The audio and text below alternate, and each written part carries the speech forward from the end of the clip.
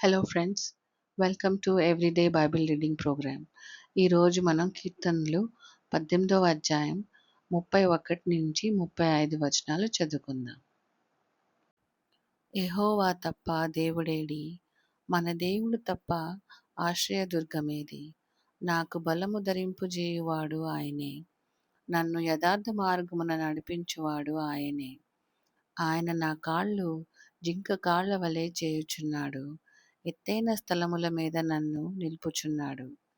నా చేతులకు యుద్ధము చేయ నేర్పువాడు ఆయనే, నా బాహువులు ఇత్తడి విల్లును ఎక్కుపెట్టును. నీ రక్షణ కీడమును నీవు నాకందించుచున్నావు, నీ కుడి చేయి నన్ను ఆదుకొనెను, నీ సాత్వికము నన్ను గొప్ప చేసెను. ఆమేన్. మన మంచి దేవుడు ఈ బైబిల్ వాక్యాన్ని దీవించుగాక. Thank you friends for joining me in the everyday Bible reading programme. ఈ బైబిల్ రీడింగ్ మీకు దీవెనకరంగా ఉందని తలస్తున్నాను. Thank you.